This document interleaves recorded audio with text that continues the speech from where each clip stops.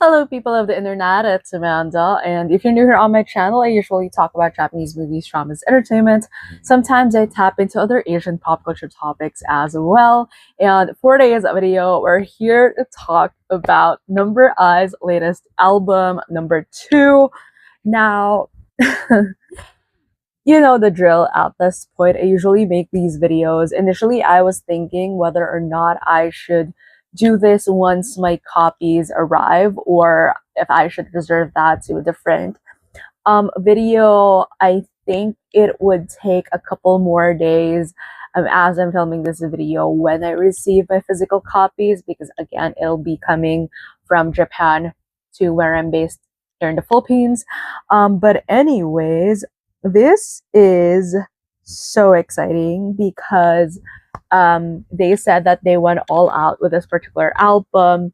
And again, we have a new wave of like solo songs. The tracks that they've teased so far for this particular release is just super exciting in my opinion. We've got未確認領域, and then Numbers Your Zone, and then they also performed ATAMI days before the release of the album. So it is quite interesting, and I've been listening to it nonstop since they dropped it last night. So I've been trying to like gather my thoughts about the tracks and everything.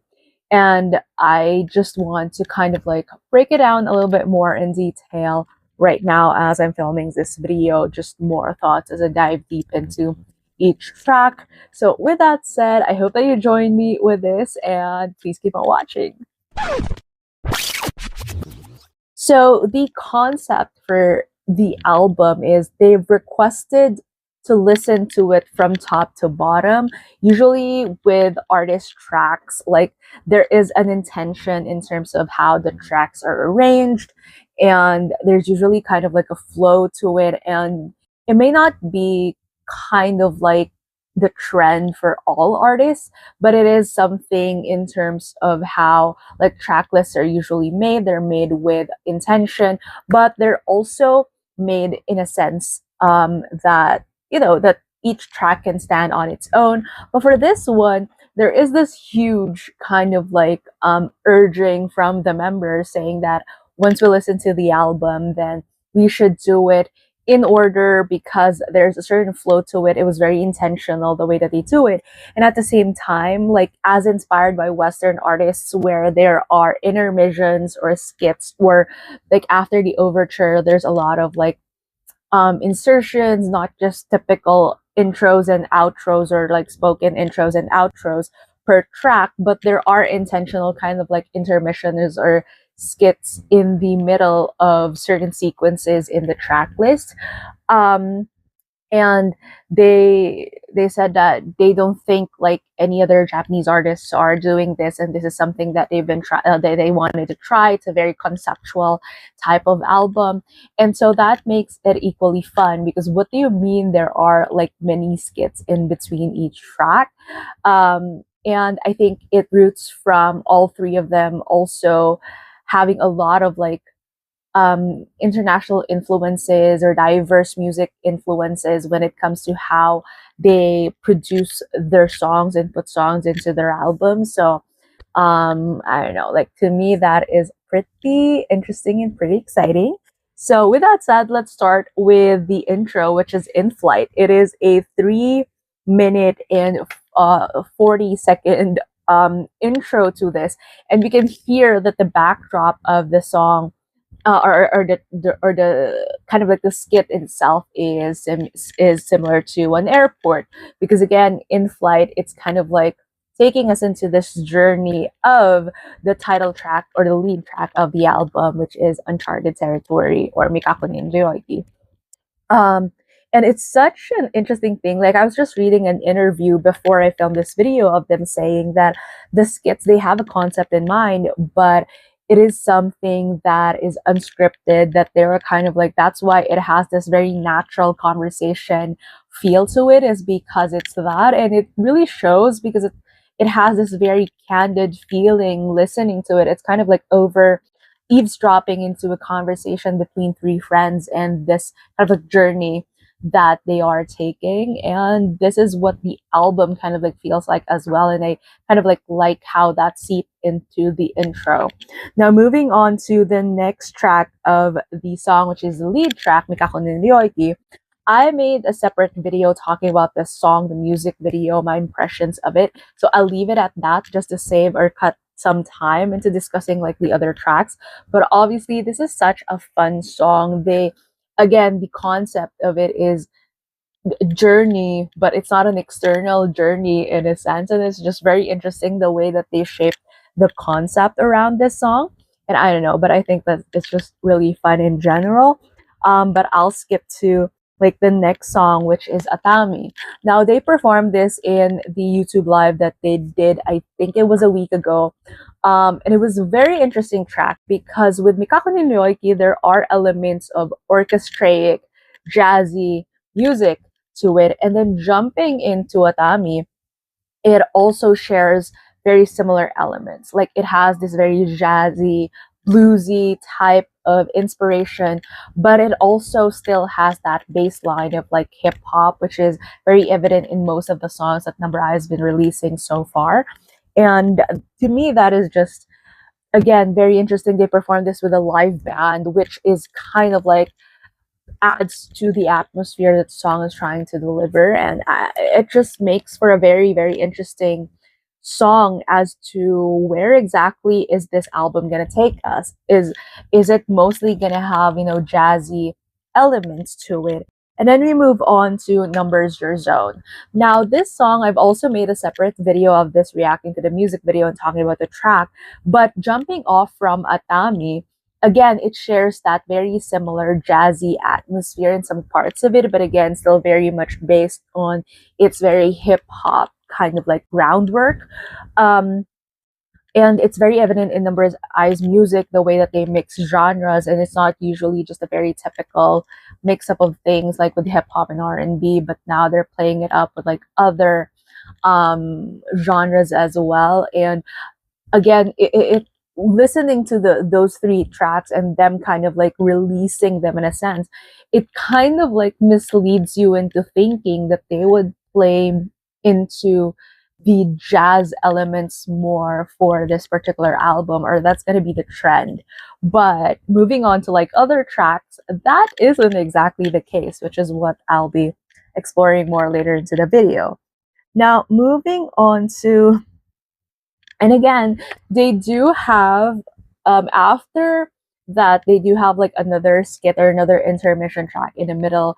And to me, like overall, just getting the conversation about the intermissions out of the way, I do think that I've listened to it completely with the way that they've intended it to be with the intermissions. I've also tried listening to the tracks without the intermissions just to see how it would feel like.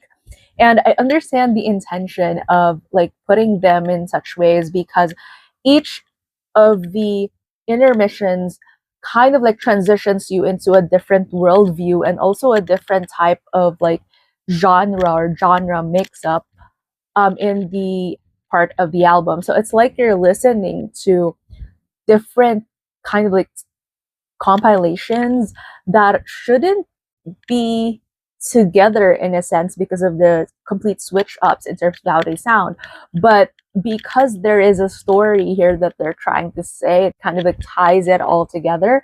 So the jarring differences between the track transitions, at least for those sandwiching the intermissions, would still make sense. But even without it, they included some short outros in these tracks, and if you listen to them still in order but just without the speaking parts or kind of like those skits in the middle, it would still kind of like transition really well. And I think it's such a well-intentioned kind of like way of weaving these tracks together. And obviously, again, you can listen to these songs in whichever order you like, but the album in itself, like taking into account how it is with the track list and how it all kind of like goes consecutively with one another, it's just kind of like this genius in its own way. Now, after that first bit, we enter the solo song section of the album, with the first one being Pink Strawberry Chocolate Friday, which is a solo song of Sho, and he's also credited as part of like the lyrics and the overall composition of the track in itself. And this song is just, I don't know what it is. Like when I first heard it, I couldn't stop smiling for some reason. There's just something about, I think it has to do with the fact that number one, I am a Shota and Sho's my favorite member. Number two, I am like, strawberries are part of my personality. Okay, as you can see, I have a strawberry pillow right there. I'm absolutely obsessed with strawberries. You can go to my Instagram and see just how much I'm obsessed with it. And I just pretty much love the fruit. Okay. And like the song in itself has always intrigued me. Like how it'll sound like. Is it gonna be like a poppy type of song? I don't know. And so listening to it, it's kind of like surprising because again, it is such a bittersweet song just lyrically, but in terms of the genre, it is kind of like again very R&B poppy kind of like hip hop track that is very much influenced of a lot of like Sho's own preferences in music that he shares in interviews and stuff like that. And again, it has this very kind of like wistful feel to it, jumping off of the vibe of the lyricism that went into Tome ni Naritai, which is his first solo song. And overall, I just love how this combines the different ranges in terms of his rapping and also his singing voice. And there's just a lot of richness into this track. It's again very similar to Tome ni Naritai. It's a very simple, easy track to listen to, but at the same time, it has so many layers to it. And just overall, needless to say, I just absolutely love it. And yeah, and then moving on to the next track, which is Jin's solo song, Loop. These two songs mesh well so much. Like, oh, again, it shares very similar elements of it being kind of like a bluesy, R&B-ish hip hop track, but also at the same time, it is very distinct based off of the different styles of these two artists.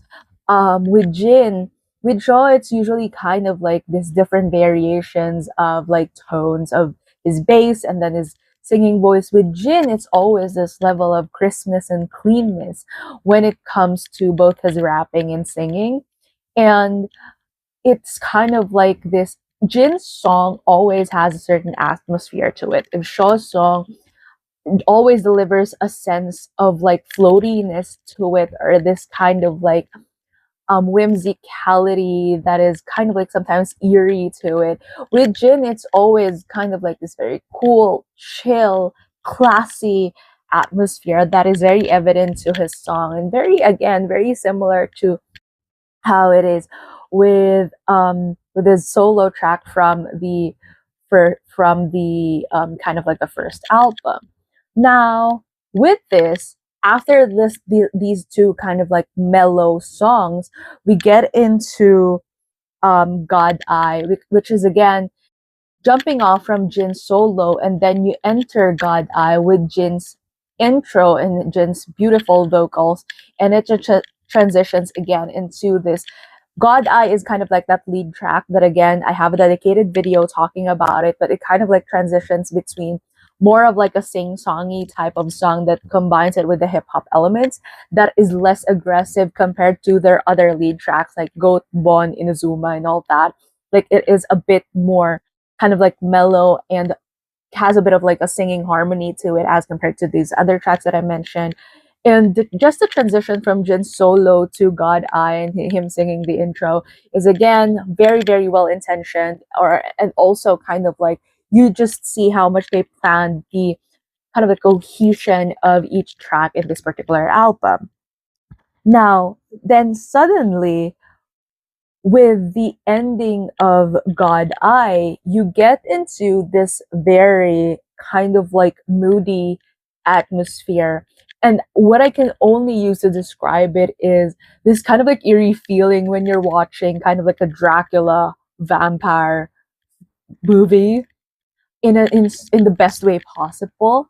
and we enter Kishi's solo song, which is interesting because God Eye is produced by Kishi, and again they transition into Kishi's solo song, which just weaving that entire thing of Jin solo, Jin singing the intro of God Eye, Kishi producing God Eye, and then transitioning to Kishi's solo track.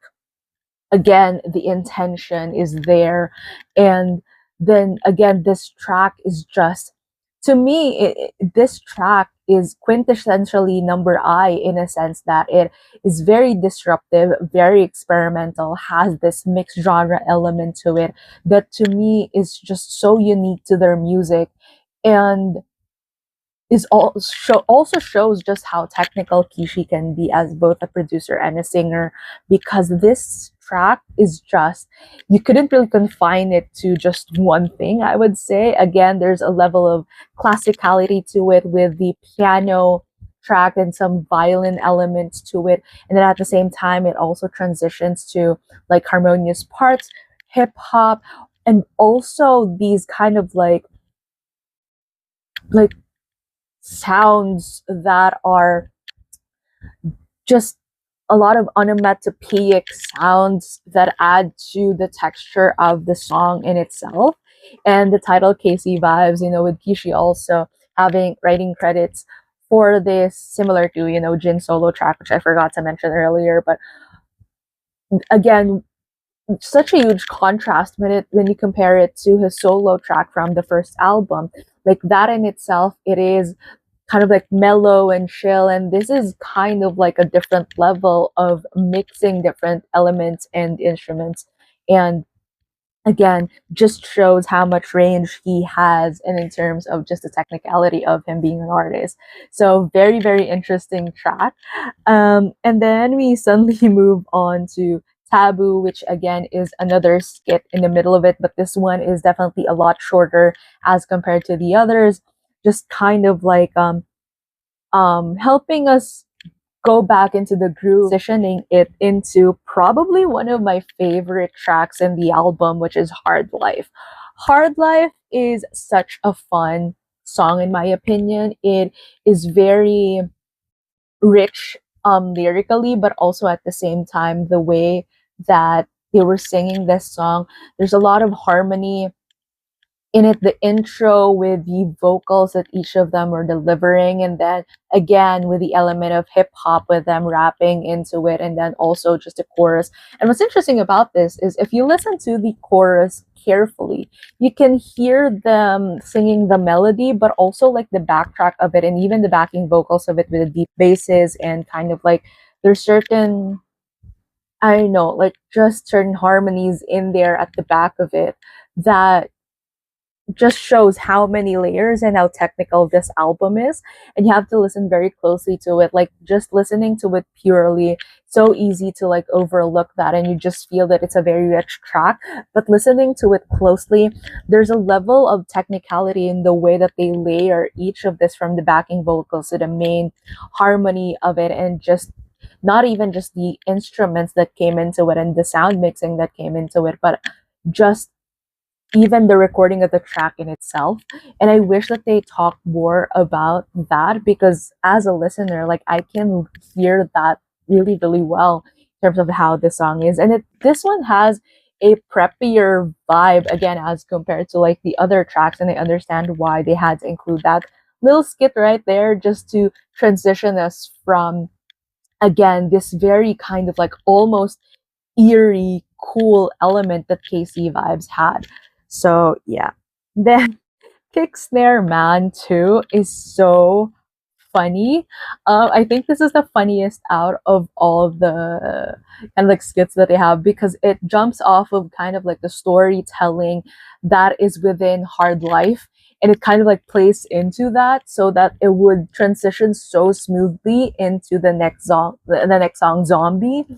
It's just completely funny. I really, really enjoy this. I can almost hear them laughing at themselves just recording this because of how fun it turned out. And then moving on to Zombie. Now, Zombie, I want a live performance of this. I'm sure they're gonna perform this in the concert. I am so excited to see where they're gonna take this song, because this is such a dance song, such a dynamic track. This is just insanely cool and something that is to the core a number I dance track. And but again, very similar to how aggressive some of their other songs sound, it has a very, again, very wistful and also very hopeful um lyric set. And again, it's something that is so signature to number I's music, is, you know, is you kind of like are listening to these songs and you feel like there's just so much energy and dynamism into it. And when you listen closely, some of their lyrics are just completely heartwarming and emotional. And I feel like that's what Zombie is.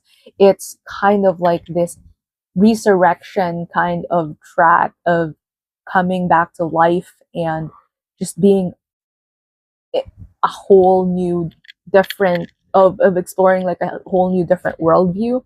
And I love how they usually kind of like really inject that level of metaphor into, again, the tracks that they put out there.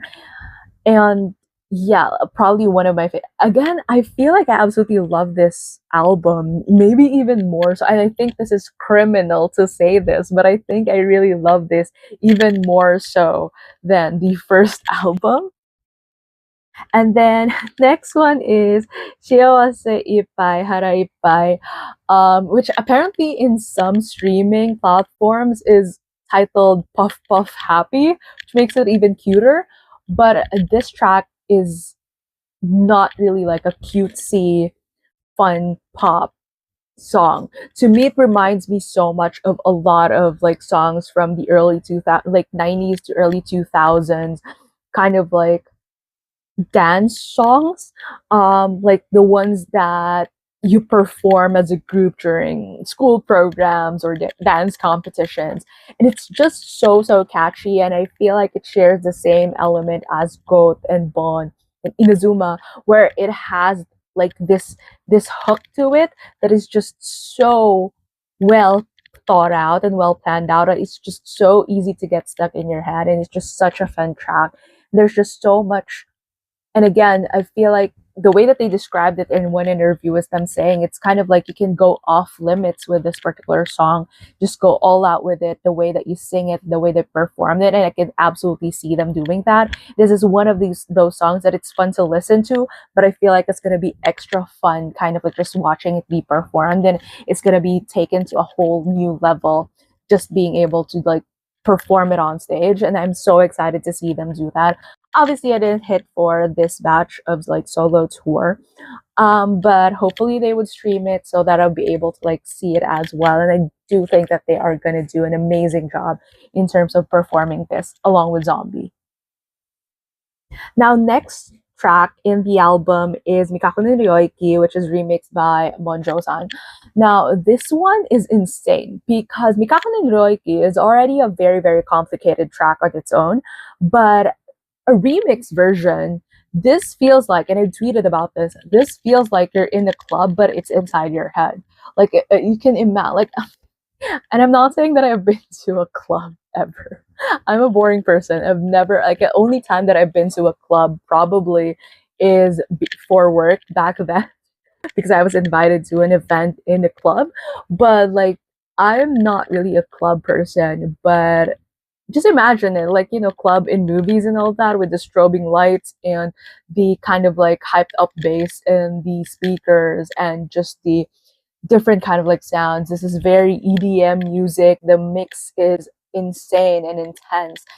And it's kind of like Mikakunin Ryoiki on like on 3 to 4 times, just like amped up even more. And that song in itself is already a trip, but this one is just like the twists and the turns and the synths in this, and very, again, very EDM-ish kind of like vibe. It's just so out there. And again, it really depends on you whether or not you like that type of music, or if you like the original one more. To me, for some reason, this I like this mix a lot. And again, I couldn't decide if I like it versus the original version, but I am just so kind of like, this is just kind of like a different level of trip just listening to this version. um and yeah, and it feels like, you're just having like your own party, especially if you're listening with your headphones on. It's like you're in a club inside your brain, and it's just everything's just happening there all at once. Like, I think that's the best way to describe it. And then we end the track list with I mode. Now this song is interesting because again, it fits well with Number I's signature music, which is in itself is hard to define. um, and it honestly wraps up this entire story really well. Kind of like how that like end credits kind of like feel to it. And it's just very, very interesting how a song can make you feel like that. And again, I'm not sure if it's because they intended it to feel like a story, and as a listener being aware of that, that's how it feels.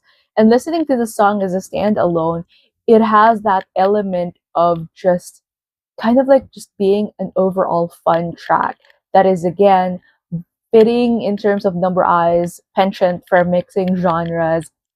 It's fun. It has a very encore kind of like feel to it.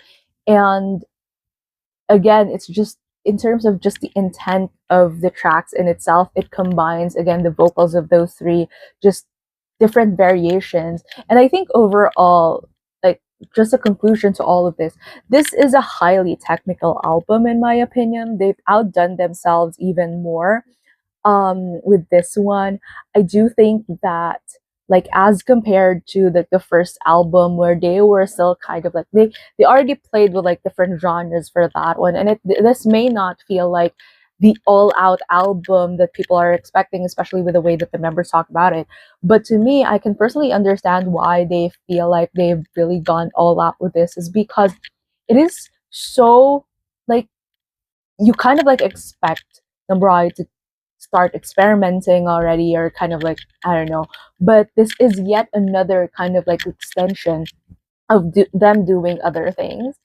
um and to be able to kind of like make it a conceptual album that has its own story, to be very well intentioned in terms of how they are going to arrange these tracks to make sense, and for it to be a cohesive album despite the fact that it has like really a wide range of genres and also experimental sounds, and just the level of technicality per track. Like, I'm listening to the songs and I can hear them not having just one level of like layer in terms of vocals for some of them, but they've also done a lot of like backing vocals for some of the tracks, with like, for example, someone singing the harmony and they're also doing like the bass at it. So it's not just kind of like three voices that you're hearing, but kind of like four, five, six, even maybe all of them like did different variations, and they kind of like mixed it into the track. And you can hear that if you listen to each song a little bit more closely.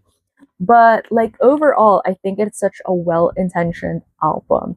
It is again very intriguing in such a way that they came up with something like this, which shows a lot of like their influences as well as their growth from over compared to their previous releases. And it's one of those things that I absolutely love about Number I, is you just never know what you're gonna get from them. And yeah, like I don't know which tracks are my favorite, to be honest. I just absolutely love this album a lot, whether or not we have the scripts or the skits or not. So yeah, so tell me down in the comments below, what are your thoughts about this album? What are your favorite tracks? Any standout impressions or whatever? Let's talk it out. I hope that I see you in my next video where I talk about the albums in itself when I received them. But yeah, if you like this video, please give it a thumbs up. If you're new to my channel and you would want to hear more from me, please subscribe. Thank you so much for watching this video, and I hope to see you again soon in a new one. Bye!